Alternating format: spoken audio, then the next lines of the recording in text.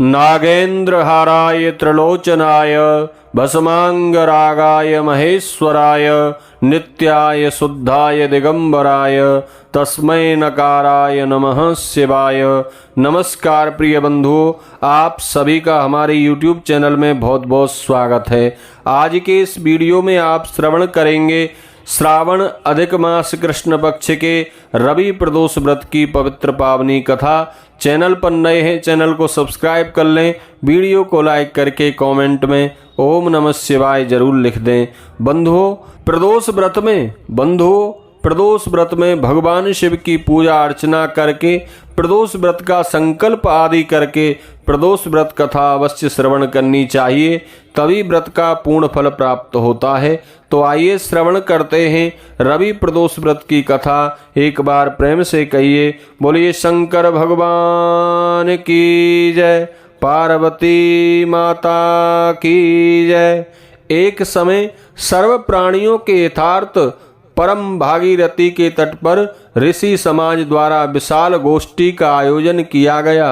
विद्वान ऋषियों की एकत्रित सभा में व्यास जी के परम प्रिय शिष्य पुराण वेता सूत जी महाराज हरि कीर्तन करते हुए वहां पधारे। सूत जी महाराज को देखते ही सौनकादि 88,000 ऋषि मुनियों ने खड़े होकर उनको दंडवत प्रणाम किया। महाज्ञानी सूत जी ने भक्ति भाव से ऋषियों को हृदय से लगाया तथा आशीर्वाद दिया। विद्वान ऋषिगण और सब शिष्य आसनों पर विराजमान हो गए।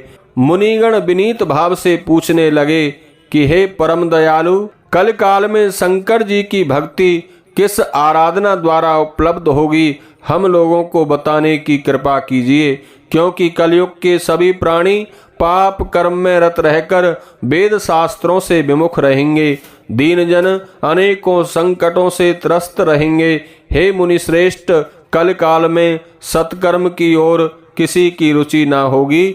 जब पुण्य क्षीण हो जाएंगे तो मनुष्य की बुद्धि असत कर्मों की ओर खुद ब खुद प्रेरित होगी। इससे दुराचारी पुरुष वंश सहित समाप्त हो जाएंगे।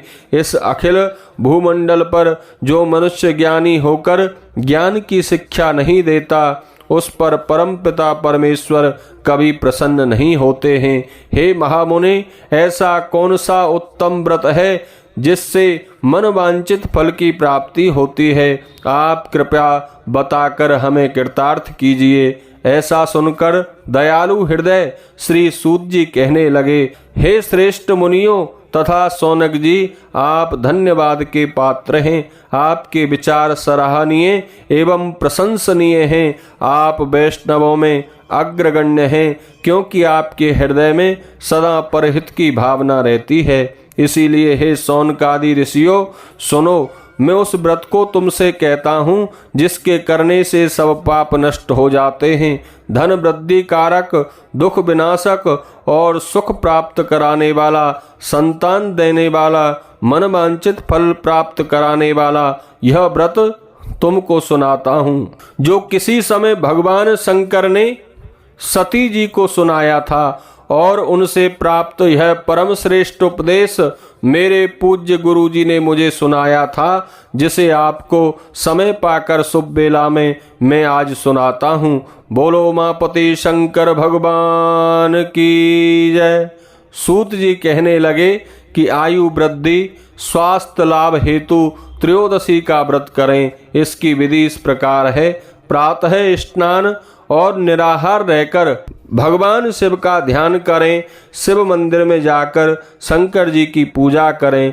पूजा के पश्चात अर्ध त्रिपुंड धारण कर तिलक धारण करें। बिल्व पत्र चढ़ावें, धूप दीप अक्षत से पूजा करें, ऋतु फल चढ़ावें और ओम नमः शिवाय मंत्र का रुद्राक्ष की माला से जप करें। ब्राह्मण को भोजन कराकर सामर्थ्य के अनुसार दक्षिणा दें। तत्पश्चात मौन व्रत धारण करें। व्रती को सत्य भाषण करना परम आवश्यक है। हवन में आहुति भी देनी चाहिए। ओम ह्रीम क्लीम नमः शिवाय स्वाहा, इस मंत्र से आहुति देनी चाहिए। इससे अभीष्ट फल की प्राप्ति होती है। व्रती को पृथ्वी पर शयन करना चाहिए। एक बार भोजन करें, इससे सर्व कार्य सिद्ध होते हैं। श्रावण मास में तो इसका विशेष महत्व होता है। यह सर्व सुख, धन और आरोग्यता देने वाला है। यह व्रत सभी मनोरथों को पूर्ण करता है। हे ऋषिवरों, यह प्रदोष व्रत जो मैंने आपको बताया है, किसी समय शंकर जी ने माँ सती को बताया था और वेदव्यास मुनि ने मुझको सुनाया था। शौनक आदि ऋषि बोले, हे पूज्यवर महामते, आपने यह व्रत परम गोपनीय, मंगलप्रद, कष्ट निवारक बतलाया है। कृपया यह बताने का कष्ट करें कि यह व्रत किसने किया और क्या फल प्राप्त किया था। श्री सूत जी बोले, हे विचारमान ऋषियों, आप शिव के परम भक्त हैं। आपकी भक्ति देखकर मैं व्रती पुरुषों की कथा कहता हूँ। एक गांव में अतदीन ब्राह्मण निवास करता था। उसकी साध्वी स्त्री प्रदोष व्रत किया करती थी। उसके घर एक ही पुत्र रत्न था। एक समय की बात है कि वह पुत्र गंगा स्नान करने के लिए गया। दुर्भाग्यवश मार्ग में चोरों ने उसे घेर लिया और वे कहने लगे कि हम तुझे मारेंगे, नहीं तो तू अपने पिता का गुप्त धन बतला दे। बालक दीन भाव से कहने लगा कि हे बंधुओं, हम अत्यंत दुखी दीन हैं, हमारे पास धन कहाँ है। चोर फिर कहने लगे कि तेरे पास पोटली में क्या बंधा है। बालक ने निसंकोच उत्तर दिया कि मेरी माता ने मुझे रोटी बनाकर बांध दी है। दूसरा चोर बोला कि भाई, यह तो वास्तव में अति दीन दुखी लगता है, इसे छोड़िए। बालक इतनी बात सुनकर वहां से प्रस्थान करने लगा और एक नगर में पहुंचा।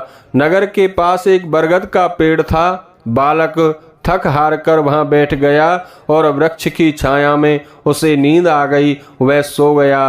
उस नगर के सिपाही चारों ओर चोरों की खोज कर रहे थे कि खोज करते करते उस बालक के पास सिपाही पहुंचे और बालक को चोर समझकर राजा के समीप ले गए। राजा ने उसे कारावास में डलवा दिया। उधर बालक की मां भगवान शंकर जी का प्रदोष व्रत कर रही थी। उसी रात्रि राजा को स्वप्न हुआ कि यह बालक चोर नहीं है। प्रातः काली छोड़ दो, नहीं तो आपका राज्य वैभव सब नष्ट हो जाएगा। रात्रि समाप्त होने पर राजा ने उस बालक से सारा वृतांत पूछा। बालक ने सारा वृतांत कह सुनाया। राजा सारी बात जानकर सिपाही भेजकर बालक के माता पिता को पकड़वा कर बुला लिया। राजा ने उन्हें जब भयभीत देखा तो कहा कि तुम भय मत करो, तुम्हारा बालक निर्दोष है। हम तुम्हारी दरिद्रता देखकर 5 गांव तुम्हें दान में देते हैं। शिव जी की दया से ब्राह्मण परिवार अब आनंद से रहने लगा। बोलिए शंकर भगवान की जय।